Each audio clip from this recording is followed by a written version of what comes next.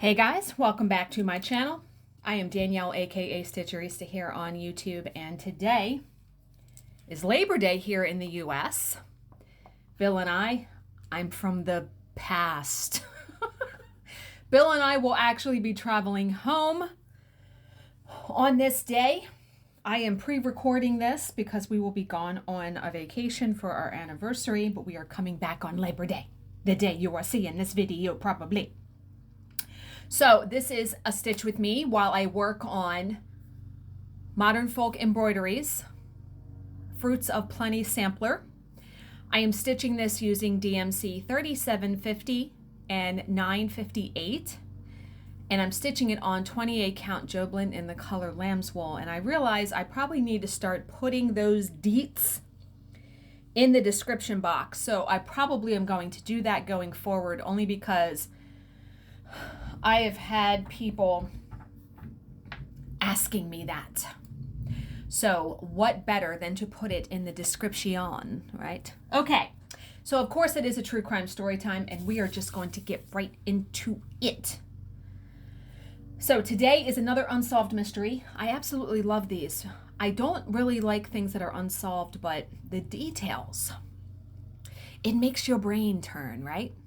So this one is called I Disappear. On a pleasant late August afternoon in 2008, 23-year-old Hannah Up left her apartment in New York City to go for a run, and she never returned. Hannah.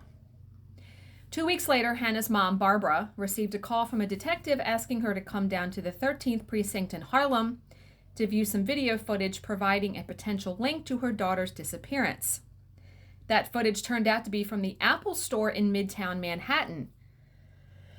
It showed a young woman in running gear, her hair pulled into a high ponytail.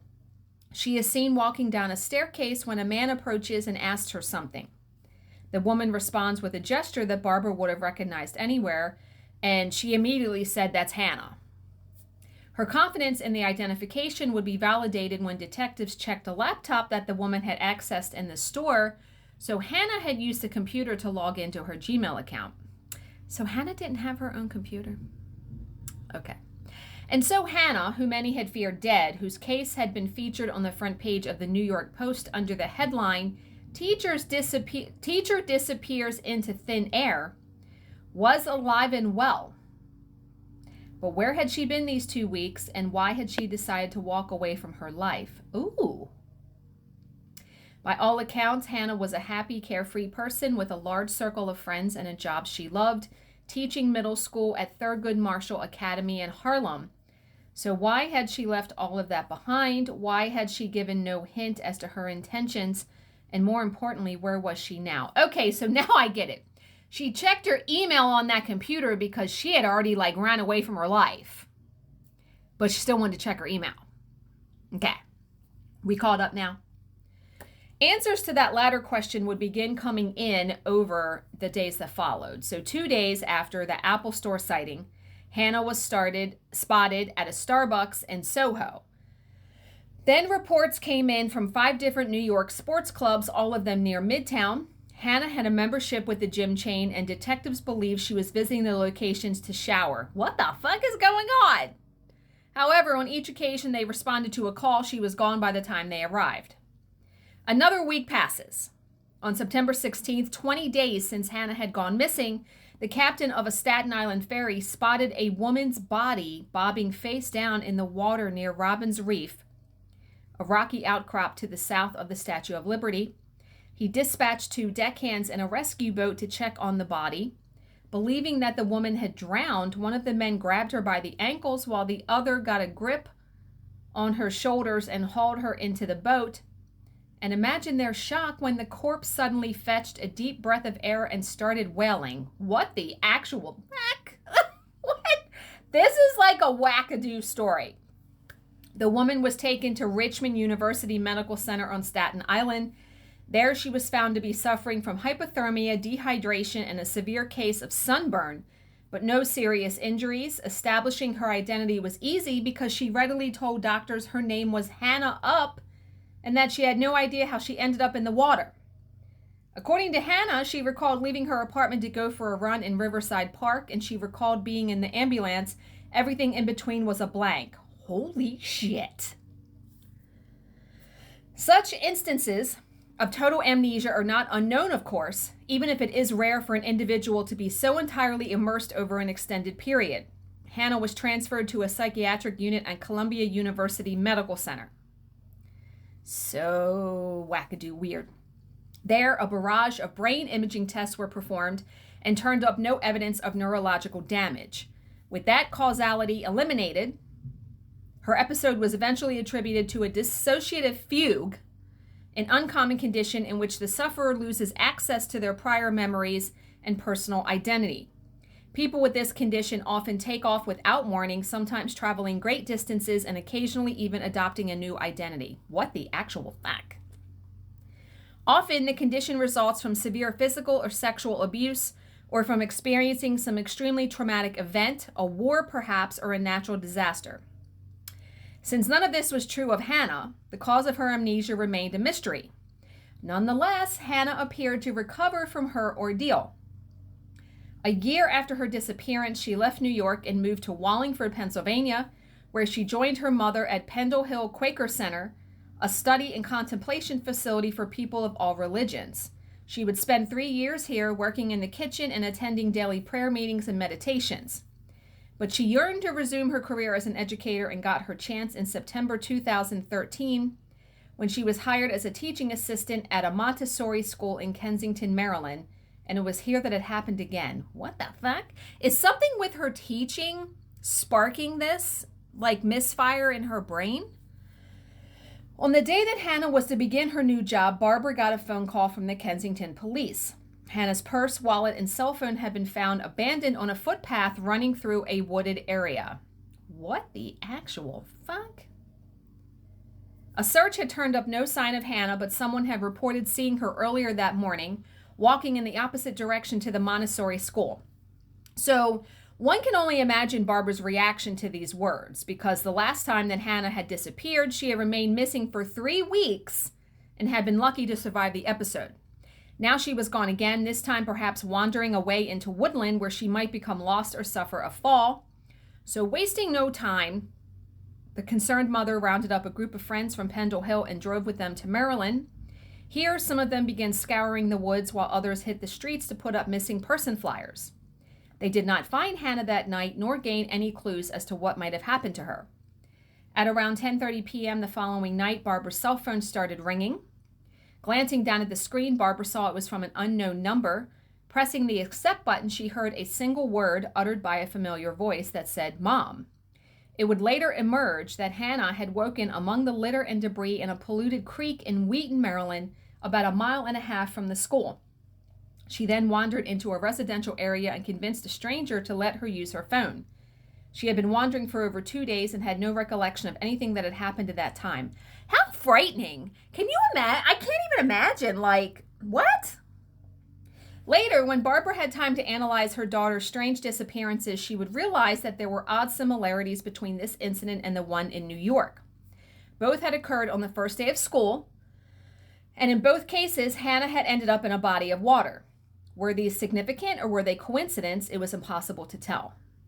Barbara was just happy to have her daughter back within a few days. Hannah was well enough to take up her teaching duties.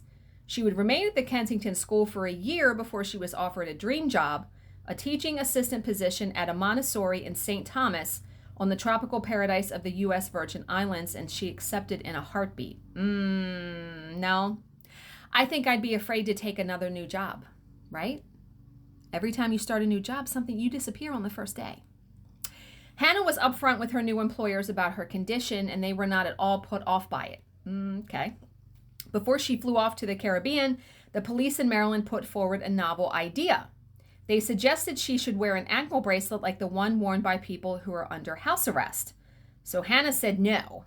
I think I would, right? If you had this and this happened to you fucking twice now, and you're getting ready to start this job in and way far away from everybody, I think I would want to prepare myself, right? So Hannah said no and the matter ended there. In St. Thomas, she found herself an apartment on the east side, away from the tourist trade. At school, she soon proved her worth. In fact, she was so good with the kids that one parent labeled her a modern-day Mary Poppins. School principal Michael Bourne was equally impressed. Whenever parents arrived for a tour, Hannah's would be the first classroom he took them to. So she must not have had this happen, though, on that job. In the summer of 2015, 1 year into her tenure at St. Thomas, Hannah's employers offered her the opportunity to take summer classes at a Montessori training center in Portland, Oregon. This would provide her with the certification required to lead her own class. Remember, she was only a teaching assistant. Back on the island, Hannah continued to go from strength to strength.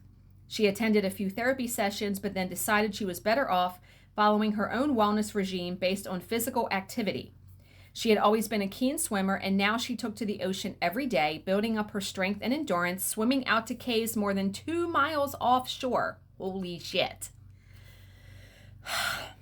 By 2017, Hannah had been living in St. Thomas for 3 years, loving life, loving her job, free from any of the problems that had plagued her in the past. Then, in September 2017, a natural disaster would throw all of that into disarray.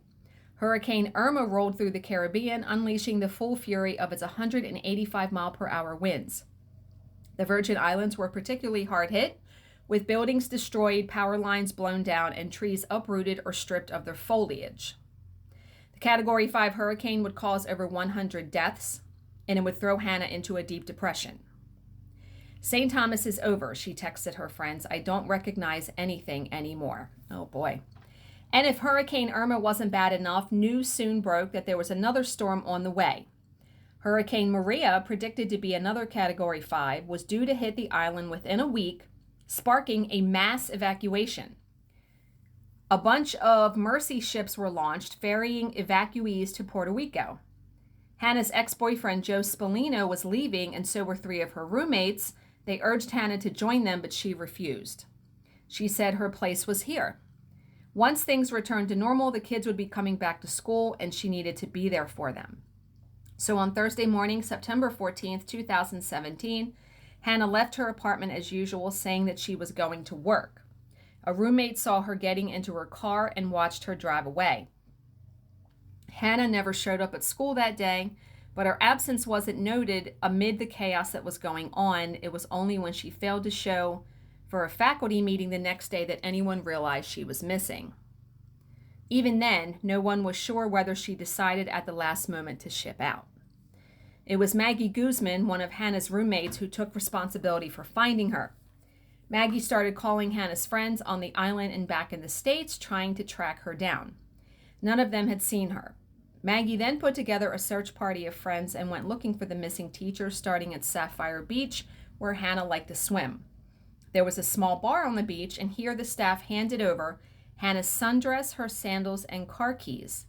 They said they had found the items laid out on the sand. What? Then Hannah's car was located in the parking lot, her purse, wallet, passport, and cell phone inside. What the fuck? So what had happened to Hannah? Had she waded out into the ocean and been swept away by the unpredictable post-hurricane currents? Perhaps, but Hannah's friends knew that she was a strong swimmer. Perhaps she had made it out to one of the caves, and perhaps she was lying there now, maybe injured. The searchers therefore hired a boat and took to the water. They also alerted the Coast Guard, who somehow managed to divert 3 helicopters from the crisis to join the search. Meanwhile, the manifests of the various Mercy ships were checked, trying to find Hannah's name among the list of evacuees, and it wasn't there. All her shit was on the beach. So did she go in the water naked? What? The search for Hannah would endure for 3 days before it was abandoned as Hurricane Maria arrived. Hurricane Maria was even fiercer than her predecessor and would go down as the 10th most deadly storm to hit the area. Excuse me. Swallowed spit, went down the wrong hole. After it passed, a new volunteer took up the hunt for Hannah. Oh, excuse me. Jacob Bradley, a qualified paramedic who had set up an emergency medical station on the island, spent days scouring the coastline, trawling every cay and inlet he found. When that turned up nothing, Bradley turned detective, questioning airport staff, visiting hospitals and homeless shelters, even viewing the bodies lying in the morgue. There were several of those, but none of them was Hannah, and this time it seemed she was gone forever because, remember, the last time she disappeared, the last 2 times, it wasn't in the midst of this horrible natural disaster, right? So in the years since Hannah's disappearance, so now it's been years since she's been missing. There have been a number of searches, all of them unsuccessful. Barbara has returned to St. Thomas several times, remember her mother, trying to track down some clue as to what happened to her daughter. The most likely answer is that Hannah entered the ocean at Sapphire Beach and never reemerged. She had always been drawn to water when she was in a fugue state. Oh boy, you have to imagine she drowned. Really, you do. But Hannah's friends and family still hold out hope. They point to the 3 lost weeks in New York, her discovery in the water off Robbins Reef. Then, as now, her survival had seemed improbable. They wonder if Hannah might not have left aboard one of the Mercy ships after all, maybe under a different name. Maybe she's in St. Croix or Puerto Rico or back in the United States, living her life and not even aware of her true identity. Barbara continues to live in hope of that possibility. She will never give up the search for her daughter. Holy shit! I have never heard of anything like that. I can't imagine not disappearing and not remembering. How scary. And then when they do like test on her, there's nothing wrong with her brain. Something's wrong. Something is really wrong. I would be afraid of like doing anything if that was me. What do you guys think? Had you heard of that story? How awful for her mother though. Like you would forever search for her. Forever and ever and ever and ever. Okay. That was quite the doozy. So remember, look for something positive in each day, even if some days you have to look a little harder. As always, if you have any questions, please leave them in the comments section below, and I will answer them to the best of my ability. Thank you so much for watching and subscribing, and I will see you in my next video. Bye, guys.